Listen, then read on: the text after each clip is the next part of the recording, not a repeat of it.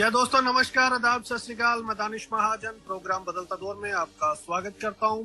Programme बदलता दौर में आज हम आपको बेहद खास मेहमान से मिलाने जा रहे हैं। उनके काम के बारे में आपको बताएंगे, उनकी लाइफ से आपको रूबरू करवाएंगे। शो का मकसद है कि जो चैंपियन है डिसेबिलिटी कोज के, उन्हें सामने लाया जाए, उनके द्वारा किए गए कामों को आपको बताया जाए, उनकी लाइफ से हम सभी सीख सकें और उनके द्वारा किए गए जो काम है वो उसमें हम लोग भी कंट्रीब्यूट कर सके। तो आज के शो में हमारे साथ स्वर्णलता मैम है, जो एक डिसेबिलिटी राइट एक्टिविस्ट हैं, सिंगर हैं और भी कई अचीवमेंट्स इनके नाम है। एक्सेसिबिलिटी पर काम करती हैं। इन्होंने एक्सेसिबल ट्रांसपोर्टेशन के क्षेत्र में काफी काम किया है। डिटेल में इनकी लाइफ के बारे में हम जानेंगे। मैम, आपका बहुत बहुत स्वागत है रेडियो उड़ान पे। Thank you so much for giving us time. Thank you so much, Danish. My privilege to be part of this program today. सबसे पहले हमें अपने बारे में बताएं और अपनी डिसेबिलिटी के बारे में बताएं। In 2009, I was affected with multiple sclerosis. It's a disease of central nervous system which affects the brain and spinal cord and makes the person affected completely disabled. मतलब क्योंकि nerves ऑल ओवर बॉडी में है तो हर organ को affect करता है, जैसे vision है, स्पीच है, आपके हाथ पैर है, ब्लैडर है, बोवल है, सब कुछ अफेक्ट हो जाता है। तो या so every activity gets affected because of the disease. 2009 में आपने ये बताया, तो उससे पहले कभी पर्सन्स विद डिसेबिलिटीज के साथ राब्ता हुआ, कोई कांटेक्ट हुआ? What was your perception before being disabled and after being disabled with regard to persons with disabilities? Actually, I want to really tell you the truth. मैंने सिर्फ disabled लोगों को ट्रेन में भीख मांगते हुए देखा है या फिर टेम्पल के बाहर भीख मांगते हुए देखा है। रियल लाइफ में मैंने किसी को ऐसे बाहर आके कुछ करते हुए नहीं देखा था कभी। मैं बैंगलोर में पली बड़ी हुई हूँ और बॉम्बे में भी मैंने 4 साल काम किए हैं। इतने सालों में मैंने कभी डिसेबल्ड पर्सन को देखा ही नहीं जिसने कुछ अचीव किया होगा। तो life was totally different for me before disability and after disability. तो कभी कोई थॉट गया ही नहीं पर्सन्स विद डिसेबिलिटी? जनरली सबके साथ ऐसा होता है कि हम अनअवेयर रहते हैं पर्सन्स विद डिसेबिलिटीज को लेकर। एक बड़ा सेक्टर, आज भी अगर हम बहुत सारे लोगों से बात करेंगे तो उनका भी यही कहना होगा। हालांकि चीजें बहुत तेजी से बदली हैं और मीडिया के माध्यम से भी हुआ है, लेकिन अभी भी अवेयरनेस का जो लेवल है, जो होना चाहिए, वो नहीं है। हाँ, आपने जैसे कहा लेवल ऑफ अवेयरनेस बहुत कम है। हम जैसे लोगों को अवेयरनेस लाना पड़ेगा, क्योंकि जैसे मैंने कहा, मैं जब 100% एबल थी फिजिकली, तभी मैं डिसेबिलिटी के बारे में कुछ भी नहीं जानती थी। शायद थोड़ा अवेयरनेस होता तो थोड़ा और मुझे I could have been empathetic with people with disabilities. I think ये हमारे एजुकेशन सिस्टम की कमी है। अगर सही से एजुकेशन में डिसेबिलिटी डिस्कोर्स को लाया जाए तो बहुत सारी जो प्रॉब्लम्स हैं अवेयरनेस को लेके सॉल्व हो सकती है इनिशियल स्टेज पे ही। हाँ, मेरा भी यही मानना है, क्योंकि बच्चों को भी एक्सेस नहीं है। जैसे अभी चलो कोई बच्चे को ऑटिज्म है, उसको स्पेशल स्कूल में डाला जाता है। चलो बच्चे को विजुअल इम्पेयरमेंट है तो उनका अलग स्कूल है। तो इंक्लूजन नहीं है। इसके वजह से क्या होता है, बच्चों को मालूम ही नहीं पड़ता कि ऐसे लोग भी हैं हमारे सोसाइटी में। Right. So they are secluded everywhere, they are secluded, separate करके डिस्क्रिमिनेट कर देते हैं। तो हमारे बच्चों को क्या होता है, ऐसी चीजें पता ही नहीं है कि ऐसे लोग भी हो सकते हैं और ऐसे हम मिडिल ऑफ आवर लाइफ कभी भी ऐसे भी बन सकते हैं। ये अवेयरनेस किसी को नहीं है, तो आई थिंक ये अवेयरनेस लाना पड़ेगा एजुकेशन सिस्टम में। इनिशियल चैलेंजेस क्या थे आपकी लाइफ में? इनिशियल चैलेंजेस जैसे एक्सेप्टेंस, खुद से I have to accept myself the way I am. That was the biggest challenge, क्योंकि सुबह में 100% ठीक थी और शाम को 100% डिसेबल्ड हो गई। मेरा स्पीच, मेरा विजन, सब प्रॉब्लम हो गया। सो मुझे अपने आप को एक्सेप्ट करना ही एक बड़ा चैलेंज हो गया था। बाद में फैमिली एक्सेप्टेंस, क्योंकि जब मैं डायग्नोज हुई थी, मेरा बेटा 2 साल का था, तो family I mean, I used to live with my in-laws and all. So extended family, वो सब मुझे कैसे एक्सेप्ट करेंगे, वो बहुत बड़ा क्वेश्चन था. और फिर थर्ड थिंग इज सोसाइटी कैसे एक्सेप्ट करेगी मुझे बाहर में नहीं कम आउट. जब मैं डायग्नोज हुई तब मैं ऑडी कंपनी में काम कर रही थी. ऑडी जैसे जर्मन कार कंपनी है, वहां मैं हेड ऑफ कस्टमर केयर थी और executive assistant to the CEO. तो वो टाइम पे डायग्नोसिस हुआ और मुझे फोर्सिबली रिजाइन करने को बोला गया. तो it was like my life was completely shattered. My personal aspirations, professional dreams, सब कुचल गए. क्योंकि एक तो पर्सनली मुझे एक्सेप्ट करना था, सेकंड फैमिली को एक्सेप्ट करना था, थर्ड सोसाइटी को भी मुझे एक्सेप्ट करना था द वे आई एम. तो ये बहुत बड़ी दिक्कत हुई. Depression was very common. हमेशा रोना आता था कि मेरे साथ ऐसा कैसे हो गया, क्यों हो गया. तो फैमिली की सपोर्ट कैसे रही? जो आपके मन में फियर था उससे ऑपोजिट हुआ, जहाँ आपको उल्टा काफी सपोर्ट मिली फैमिली से? मेरी इतनी फैमिली सपोर्ट नहीं थी पहले से ही, क्योंकि मेरी लव मैरिज थी और मेरे माँ के यहाँ से they had already broken all relationship with me. And in loss को भी मैरिज इतना पसंद नहीं था, तो हमेशा से वो सपोर्ट नहीं था. तो डिसेबिलिटी के बाद और भी सपोर्ट कम हो गया. But the only support was my husband. क्योंकि जब मैं हॉस्पिटल में थी मुझे लगा कि मुझे मरना चाहिए, सुसाइड करना चाहिए. बट एक ऐसा टाइम आया कि आई थॉट मेरे हस्बैंड या फिर मेरे बेटे का कोई हाथ नहीं है मेरे डिसीज में, तो इनको एक चांस देना चाहिए, इनके लिए मुझे जीना चाहिए. तो मेरे हस्बैंड बहुत सपोर्टिव थे. फॉर एग्जाम्पल मेरा डिसीज ऐसा था कि जब मैं हॉस्पिटल में एडमिट हुई पहली बार, they put me on steroids और 1.5 महीने में मैंने फिर से चलना स्टार्ट किया थोड़ा थोड़ा. फिर I had lost 60% of my mobility. 40% अभी बचा था. तो जो 40% है वो कम होता आ रहा है सालों से. तो ऐसा है कि every day I can tell that yesterday was better. So एक दिन एक दिन ऐसा आया जहाँ मुझे वॉकिंग स्टिक पकड़ना पड़ा. तो मेरे हस्बैंड ने बोला कि देखो अभी people have vision issues, short site होता है, लॉन्ग साइट होता है, तो वो कूली स्पेक्स पहनते हैं और they can show off with new designs. तो you can also show off with your walking stick, you can make a style statement. तो पहली बार मुश्किल हुआ, बाद में आसान हो गया. So I can now show off with wheelchair also. So I have added glamour to disability by winning the Mrs. India Beauty Pageant South, which was held in Goa. Yeah, so, that was great achievement. I was about to come on that. तो फिर how did you regain your confidence? Turning point कहाँ से आया? फिर आपने स्वर्गा foundation को start किया. You are founder of that foundation. तो ये कब मन में आया कि अब I need to get out of my home and I need to work for the empowerment of persons with disability? Okay, ऐसा साल में एटलीस्ट 2 बार मैं हॉस्पिटल में एडमिट होती हूँ. ईच टाइम 2 मंथ्स रहती हूँ.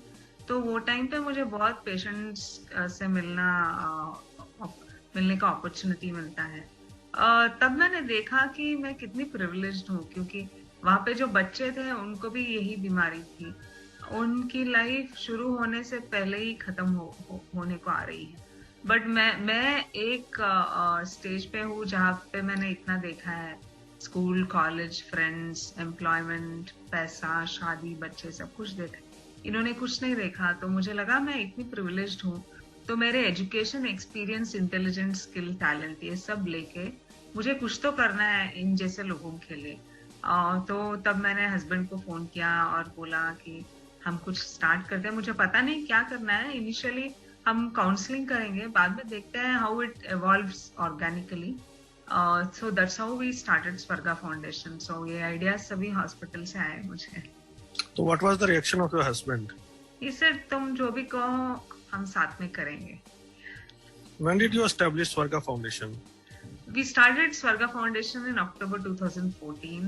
It's 7 years now. We celebrated 7th year anniversary. हमें भी रेडियो उड़ान को 7 साल हो गए हैं.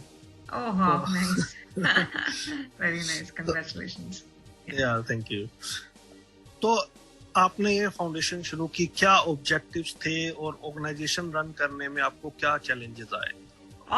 जैसे मैंने कहा, मुझे आइडिया नहीं था कि क्या करना है। जैसे जैसे मेरे प्रॉब्लम्स सामने आते गए, जैसे जैसे मेरी डिसेबिलिटी ज्यादा बढ़ने लगी, तब मुझे प्रॉब्लम्स नजर आए और मैंने सोचा अगर ये प्रॉब्लम है तो इसका सोल्यूशन निकालने का अपॉर्चुनिटी हमको भगवान ने दिया है, ऐसा मुझे लगा।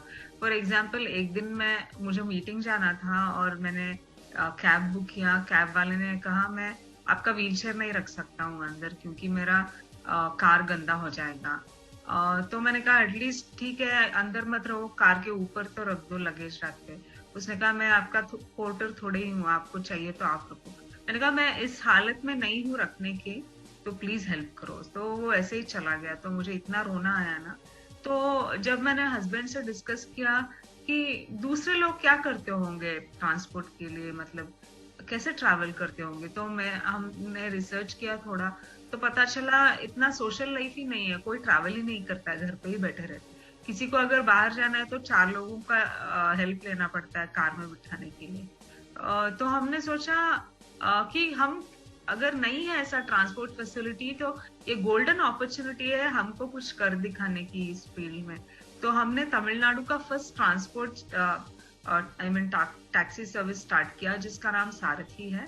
तो ये जो वैन है इसमें रैंप है, टॉयलेट है, सोफा कम बेड है, टेलीविजन, हॉट वाटर वगैरह है, so that people like us can travel with dignity and comfort. This is not only used by disabled people but also senior citizens. तो van अच्छा चल रहा है भगवान की कृपा से। so ये बड़ा यूनिक था, मैं इसके ऊपर आने वाला था और आपने इसके बारे में बात की, तो इसके ऊपर हम थोड़ी चर्चा करते हैं। तो ये मॉडल आपका काफी सक्सेसफुल, और जो आपकी स्टोरी थी, कुछ और ऐसी स्टोरीज में न्यूज में पब्लिश हुई थी जहां कैब ड्राइवर ने मना कर दिया था। अगर मैं गलत नहीं हूं तो अरमान अली साहब की भी एक बार सेम इंसिडेंट उनके साथ भी हुआ था।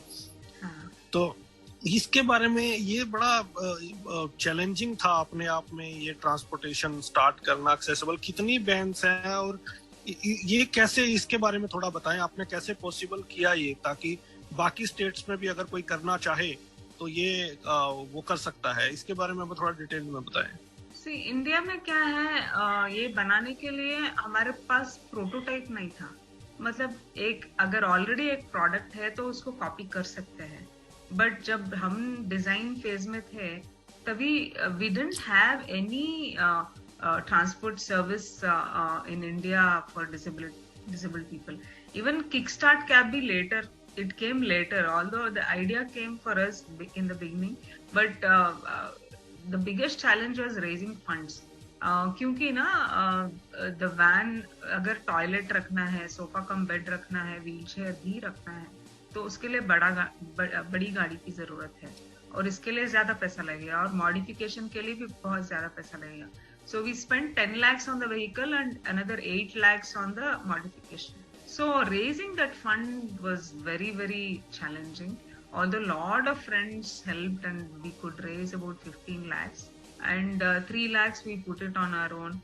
So और जहाँ पे भी अप्रोच करो कॉर्पोरेट्स को या फिर कोई भी ऐसे कम्युनिटी क्लब्स होते हैं, उनका ये कहना है कि टॉयलेट क्यों चाहिए, बेड क्यों चाहिए, you know, they feel that it's a luxury. See, toilet is a basic necessity. Bed for a wheelchair user or ill patient is a necessity, but लोगों को लगता था कि हम एक luxurious vehicle बना रहे। तो that was very challenging to make people understand कि ये luxury नहीं है, ये जरूरत है हमारी। So the changing people's mindset। अभी कितनी बैंड्स हैं? नो, एक ही है अब तक, क्योंकि कोयम्बतूर इतना बड़ा सिटी नहीं है। तो एक काफी है आपके लिए, तो फ्यूचर में देखेंगे कैसे लोग अप्रोच करते हैं the number for this, and it's spread in the disability circle. तो सब जानते हैं कि किसको फोन करना है, कहाँ पे फोन करना है। तो if you type wheelchair friendly taxi service in Coimbatore, हमारा नाम आएगा, तो इट्स इजियर। काफी लोग समझो एक बंदे ने यूएस से बुक किया था। He was planning to come for 1.5 months He took the vehicle from here. He booked from Hyderabad. So we picked him from Hyderabad, then he went to Maharashtra, then he went to Karnataka, then came to Kerala, and then last stop was Tamil Nadu. So ऐसे he went to 5 states, and his wife also was affected with multiple sclerosis. तो ऐसे बहुत लोग use करते हैं इस vehicle को. I mean सी, जब तक आप नहीं एक्सपीरियंस करोगे डिसेबिलिटी को तो ये कॉन्सेप्ट किसी को समझ में नहीं आएगा, राइट? एटलीस्ट बट एक चीज आपने बड़ी अच्छी की इस शो में, अभी आप जो बात कर रहे हैं हम, अगर कोई ऑर्गेनाइजेशन अपनी अपनी सिटी में भी एक ऐसी अरेंज करे तो काफी प्रॉब्लम सॉर्ट आउट हो सकती है. हाँ. तो इसमें ये जरूरी नहीं है कि एक शख्स पूरी स्टेट का जिम्मा उठाए, या अगर कोई ऑर्गेनाइजेशन अपनी अपनी सिटी का भी जिम्मा उठाए तो काफी हद तक प्रॉब्लम सॉर्ट आउट की जा सकती है. हाँ, जरूर कर सकते हैं. और आई थिंक बहुत सारी ऐसी ऑर्गेनाइजेशन है जिनके पास इतना फंड है कि वो एक आधी गाड़ी तो एटलीस्ट ये अफोर्ड कर ही सकते हैं. हाँ, जरूर. यस. आपसे जानना चाहूंगा मैं इसके ये, उसके बाद आपने जो आपका कोयम्बटूर में पुलिस कमिश्नर हाउस है, रेलवे है, और काफी स्कूल्स को भी आपने एक्सेसिबल बनाया है. हम हमेशा अपने शो में एक्सेसिबिलिटी पे बहुत जोर देते हैं, तो एक्सेसिबिलिटी पर आपकी क्या विजन है और किस तरह से देख रहे हैं जिस तरह से काम हो रहा है इंडिया में एक्सेसिबिलिटी के ऊपर? मुझे लगता है इंडिया में एक्सेसिबिलिटी का काम कुछ अप्रिशिएट करने लायक है नहीं, क्योंकि I visited countries like Singapore and Malaysia. वहां पे मैंने देखा कि हर जगह 3 टॉयलेट होते हैं, 1 for male, 1 for female and 1 for disabled. इतना when I went there I felt really so special, you know. यहाँ पे सिर्फ हमको नाम देते हैं स्पेशल, ऐसा स्पेशल फील कभी करवाते नहीं है. ओके, वहाँ पे वो सच्ची में वो महसूस हुआ कि मैं स्पेशल हूँ, कि मैं भी सिटीजन हूँ, you know, I also exist like a human being, ऐसा लगा. तो इसके वजह से when we came back we did a lot of work on accessibility, क्योंकि जहाँ पे भी जाओ व्हीलचेयर कहीं घुसता ही नहीं है. मुझे 4 लोगों को बुलाना पड़ता है उठाने के लिए. एंड सी, औरत होने के नाते थोड़ा तो मेरा भी डिग्निटी बनता है ना, कि 4 आदमी लोग उठा रहे मुझे, तो मुझे कैसा लगेगा हर जगह छू के. They are not with bad intentions, but मुझे भी कंफर्टेबल फील होना चाहिए ना. तो फिर so then we thought we should do, you know, we should work on accessibility. एक ऐसा भी दौर आया जहाँ मैंने काफी बच्चों से बातचीत की जो जिन्होंने स्कूल जाना छोड़ दिया था only because of lack of ramps and toilets in the schools, you know. तो मैंने सोचा, देखो, जब तक पेरेंट्स है तब तक सपोर्ट करेंगे, उसके बाद क्या होगा. क्योंकि जब बच्चे 7th 8th ग्रेड में आ जाते हैं तो काफी बड़े हो जाते हैं, उनको उठा नहीं सकते टॉयलेट के लिए, राइट. तो उनको सपोर्ट चाहिए. फिर हर टाइम उठा के जाना, मतलब इट्स वेरी एम्बैरेसिंग. तो वो स्कूल आना छोड़ देते हैं. फिर एजुकेशन का क्या होगा? उनका बेसिक एजुकेशन है तो they can fend for themselves, they can take care of themselves in the future. तो इसके वजह से हमने 10 government school strategically located in Coimbatore, वहां पे डिसेबल फ्रेंडली टॉयलेट्स बनाए. These schools are also centres for public examinations. ऐसे स्कूल चुने हमने, जैसे यूपीएससी एग्जाम्स होते हैं, गवर्नमेंट एग्जाम्स होते हैं, ऐसे जगह चुने हमने. तो काफी लोगों का क्या रिस्पॉन्स रहता है लोगों का? जहाँ आप जब स्कूल वालों से बात करते हैं, अथॉरिटीज से बात करते हैं, उनका क्या रिस्पॉन्स रहता है? जैसे ऐसा रहता है, एक बच्चे के लिए क्या टॉयलेट बनाना, यू नो, ऐसा आता है फीलिंग. बट समझाना पड़ता है कि उनका भी फ्यूचर है. आज एक बच्चा आ रहा है, कल को 10 बच्चे आएंगे, तो उनका भी फ्यूचर बनना चाहिए. आज मैं मेरा एग्जाम्पल देखूं, अगर मैं डिसेबल्ड होके इतना कुछ कर सकती हूँ, it is only because of education that I have and the talent or skills that I have derived from education and work experience. तो ऐसा अपॉर्चुनिटी हम बच्चों को देंगे तो वो भी फ्यूचर में कुछ कर पाएंगे, वो भी यूजफुल होंगे अपने फैमिली के लिए और अपने देश के लिए. What would you like to suggest to the Indian government or the organizations with regard to accessibility? How important it is? जैसे अभी गवर्नमेंट में भी रैंप बनाते हैं तो उसका रेशियो 1:10 होना चाहिए या फिर 1:12 होना चाहिए. ऐसे ही जैसे स्लाइड जैसे रैंप बनाते हैं गवर्नमेंट में भी, तो अगर स्मार्ट सिटी बना रहे हैं तो they have to take inputs from various communities, various peoples, representation होना चाहिए सब फील्ड से। मतलब अगर रैंप बना रहे हो तो डिसेबल्ड पीपल का, व्हीलचेयर यूजर्स का इनपुट लेना चाहिए। अगर आप you have to take inputs from visually impaired also, hearing and speech impaired also. Inclusive बनाना है तो 3 लोगों का भी लेना चाहिए इनपुट्स। ये लोग क्या करते हैं, ऐसे ही रैम्प बनाने के खातिर रैम्प बना देते हैं, तो I don't think it will work that way. True, absolutely true. So government हमारी रिप्रेजेंटेशन होनी चाहिए वहां पे। एक पॉइंट आपने ये कहा, government needs to be more sensitive towards persons with disabilities, then by bringing accessibility काफी चेंज वो ला सकते हैं अगर वो चाहें तो, एक विल पावर अगर उनमें हो, बट वो हमें दिखती नहीं है। जरूर, यस। आप फ्री थेरेपी सर्विसेज भी प्रोवाइड कर, is it only for the Coimbatore people और it is for all more than 6,000 people? आपने सर्विसेज भी, number has crossed 7,000 as we speak, and we provide free therapy not only for Coimbatore people. Some people have traveled from Delhi, some people have traveled from Bombay. They stay in service apartments, take treatment for some time, like 21 days ऐसा treatment लेके जाते हैं, and then उसके बाद online consultations करते हैं। तो इसके बारे में बताएं हमें, किस तरह के लोगों को जरूरत पड़ती है और कैसे लोग आपको अप्रोच कर सकते हैं, थोड़ा सा बताएं ताकि जो नए लिसनर्स हैं जिनको इसकी जरूरत होगी तो वो भी आपके टच में आ सके। अब देखा जाए तो न्यूरो डिसीजेस जैसे मल्टीपल स्क्लेरोसिस है या ट्रांसवर्स माइलाइटिस है, पार्किंसंस है, ये सब प्रोग्रेसिव डिसऑर्डर्स है। तो nobody can cure it, even medical doctors no, neurologists no, they can't cure it. But हम क्या एम कर रहे हैं, होलिस्टिक अप्रोच एम करते हैं, जहाँ पे हम एटलीस्ट जो है कंडीशन उसको मेंटेन कर सके, उसको रिटेन कर सके, दैट इज द आइडिया। और थोड़ा to improve the quality of life, that is the whole idea. We are not telling कि हम आप आ जाओ, चल नहीं पा रहा है, आप कंप्लीटली क्यूर कर देंगे, ऐसा नहीं है, but at least we are able to control or arrest the disease at some point of time. Or in stroke cases we have been at least 98% successful.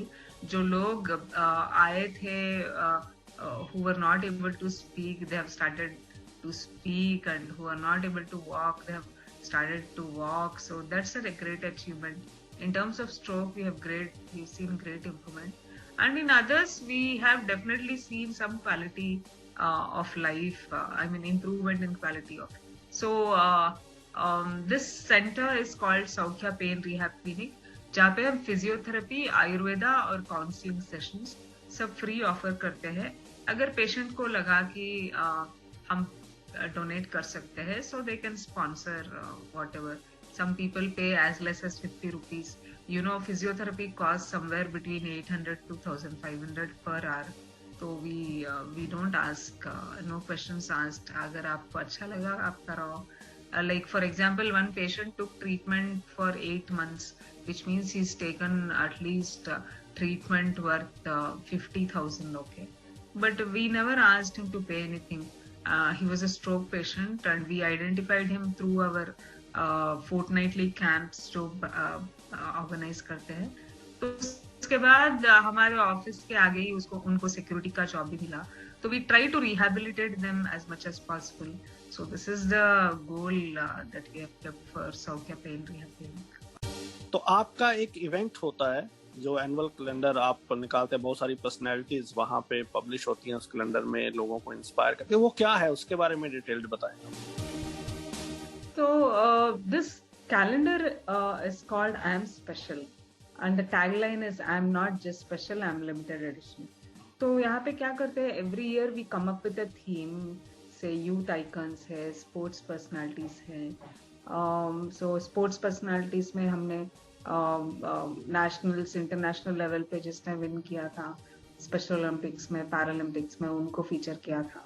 Women of substance में we featured only women, और next year 2022 का calendar already launch कर दिया, जिसका title है change makers.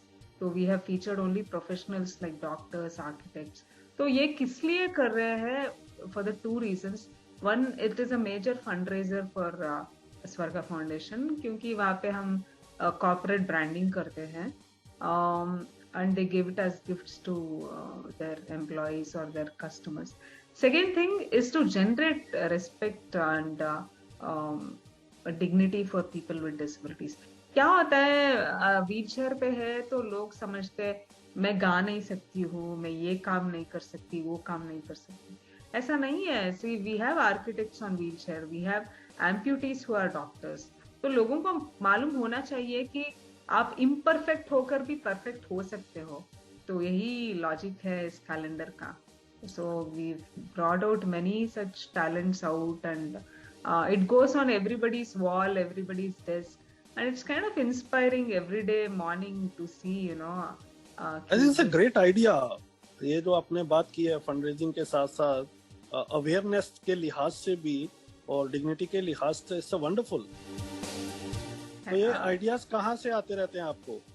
या because मैं meditate करती हूँ डेली एटलीस्ट 5-10 मिनट्स, तो सारे आइडियाज वहां से आते हैं। तो मेरे को भी कभी डाल देना ना किसी कैलेंडर में। हाँ, डेफिनेटली नेक्स्ट ईयर। आपका तो प्लान था actually, I was not able to reach you. I am just joking. अब तो आप काफी फेमस हैं, काफी काम कर रही हैं और प्रोमिनेंट एक्टिविस्ट हैं।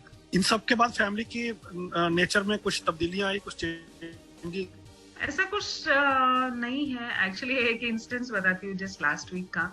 I entered into Asia book of records for my motivational talks. तो वो फंक्शन में मेरी बेटी भी मेरे साथ आई थी।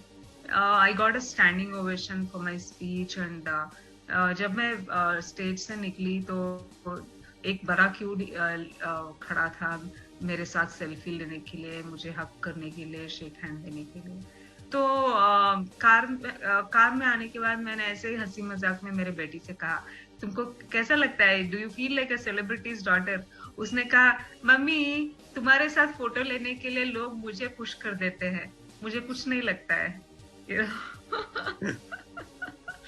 So I think that is how my family sees it. One of these colleges called me for a motivational talk last week, and she asked me, see, I see you every day from morning till night. I don't see anything inspirational and motivational about you. Then why do they call you for speech? उसने कहा, you are doing what you have to do, no? You are doing only what you can do. तो इसमें क्या motivation है, इसमें क्या inspiration है? So this is how my family sees me. Yeah.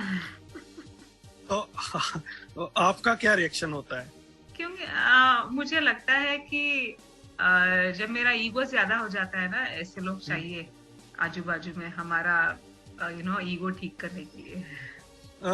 उनके अगर एक तरह से देखा जाए तो they are very right. You know what we are doing, that is our duty, we need to do. But on the other side, but it takes a lot of courage. You need to get out, you need to face a lot of challenges. अगर इतना आसान होता तो फिर सभी कर रहे होते, तो इट मीन सभी नहीं कर पा रहे हैं। तो मतलब देयर आर कुछ तो हार्ड वर्क है एंड समथिंग वी डिजर्व। तो दोनों में अपने अपने लॉजिक हैं, लेकिन आप बहुत अच्छा काम कर रही हैं। आप स्टोरीज भी लिखती हैं और ये सब आप कर रही हैं। तो अब आते हैं थोड़ा सा पर्सनल लाइफ के ऊपर। आपकी हॉबीज क्या है? मैं गाती हूँ, स्टोरी लिखती हैं? या मुझे गाना पसंद है, मुझे लिखना पसंद है। ब्लॉग ये पहले से लिखते थे आप, जहाँ अभी लिखना शुरू किया है? नहीं, आई थिंक ये सब डिसेबिलिटी के बाद ही स्टार्ट हुआ। मैं पहले भी गाती थी, बट इतना अच्छा नहीं गाती थी। तो 2 लाइनें हो जाए? हाँ जरूर। Just thinking which song to sing, पुराना या फिर नया, कौन सा पसंद? Your favourite one. ये क्या बात है आज की चांदनी में, कि हम खो गए प्यार की रागनी में। ये बाहों में बाहें, ये बहती निगाहें, लो आने लगा जिंदगी का मजा। ये रातें, ये मौसम, नदी का किनारा, ये चंचल हवा, कहा दो दिलों ने कि मिलकर कभी हम न होंगे जुदा, ये रातें ये मौसम, नदी का किनारा, ये चंचल हवा। Thank you. बहुत बढ़िया, जबरदस्त। Thank you. फेवरेट डिश कौन सी है आपकी? दाल मखनी। पंजाबी? हाँ। Favourite place? Any place that is accessible. एक स्टार जिससे आप मिलना चाहती हैं, अभी तक मिल नहीं पाई? अमिताभ बच्चन। फॉरेन में एक ऐसी कंट्री जहां आप जाना चाहती हैं, अभी तक गई नहीं? US. Favourite sport? I've never been a sports person, so nothing of that sort. अगर आपको पावर दी जाए कि आपको एक चीज बदलनी है और आप वो बदल सकती हैं, तो क्या बदलेंगी? थोड़ा लोगों के ब्रेन में कॉमन सेंस डालना चाहूंगी।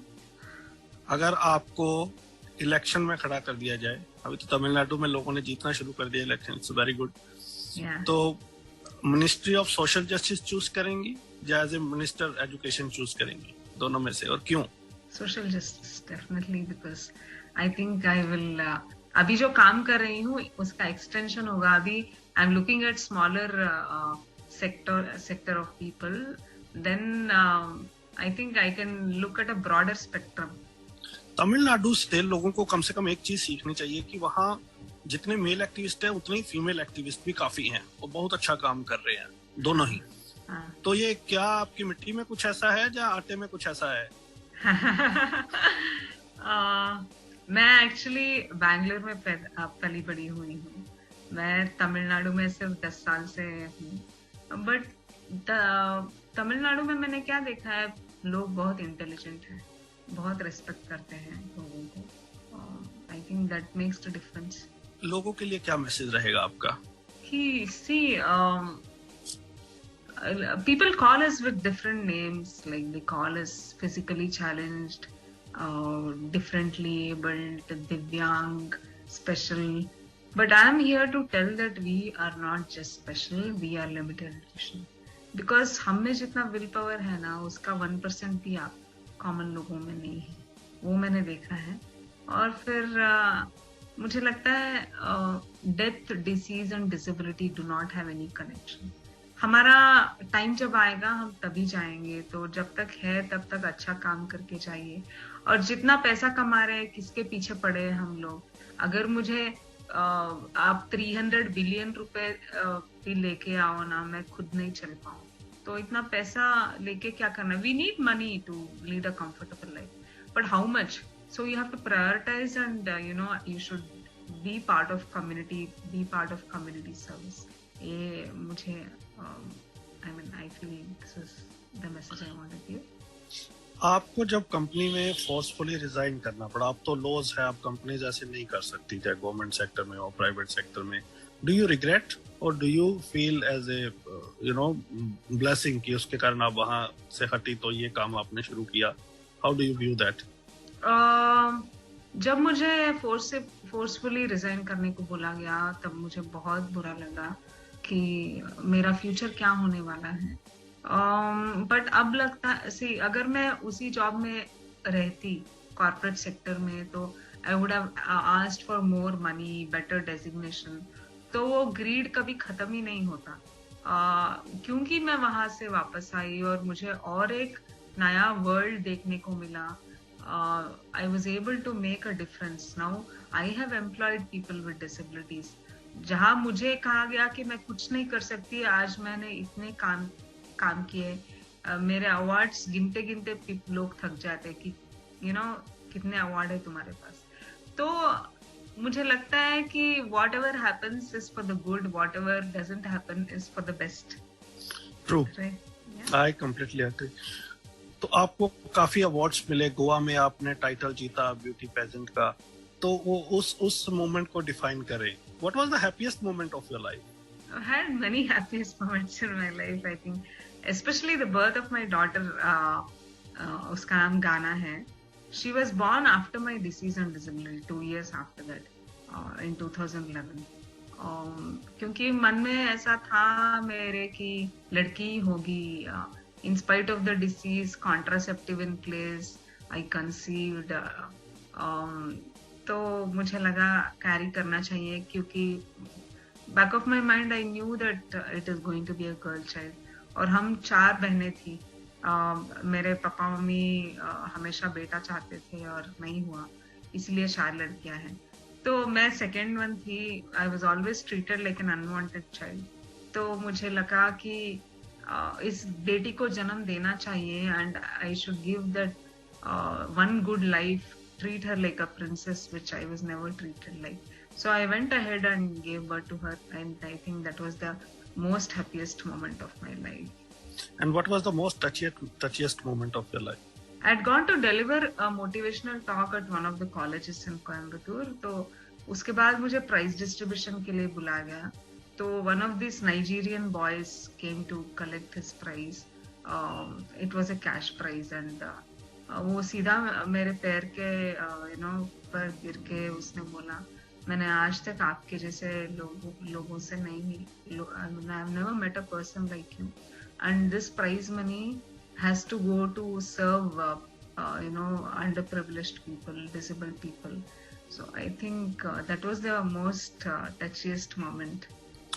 एक चीज जो आप बहुत शिद्दत से करना चाहती हैं अभी, one thing you want to do desperately for the empowerment of persons with disability. मुझे लगता है I have found the purpose of my life. See, there are more than 20 lakh people affected with multiple sclerosis in India, but there's no exclusive center where people can go and take treatment, rehabilitation, ऐसा कुछ है नहीं. तो अभी मैं ऐसा सोते जागते एक ही ड्रीम है मेरा कि I have to set up a rehabilitation center. So I'm working towards it. All the very best, and I'm sure बहुत जल्दी हमारे पास ये रिहेबिलिटेशन सेंटर होगा. धन्यवाद. तो क्या जाते जाते मैं आपसे रिक्वेस्ट करता हूं कि आप अपनी ईमेल आईडी और वेबसाइट का एड्रेस शेयर कर दें, जो लोग आपसे कुछ जानकारी चाहें, जहां आपके टच में आना चाहें तो आपके साथ वो मिल सके. मेरा ईमेल आईडी है swargafoundation1@gmail.com.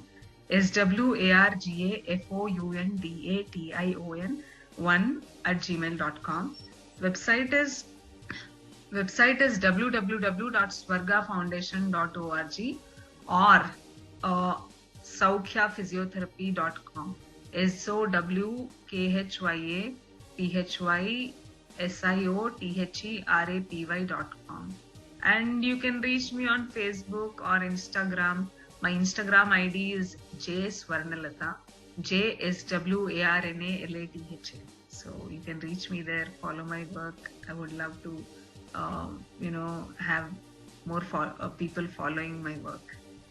Thank you so much. I thoroughly enjoyed talking to you. और आप बहुत अच्छा काम कर रहे हैं. Keep the good work going. All the best for your center and your dreams. Thank you so much for talking to me. Thank you, Danish, for providing an opportunity to speak. मतलब दिल से बात करने का एक मौका दिया आपने मुझे. बहुत बहुत धन्यवाद आपको.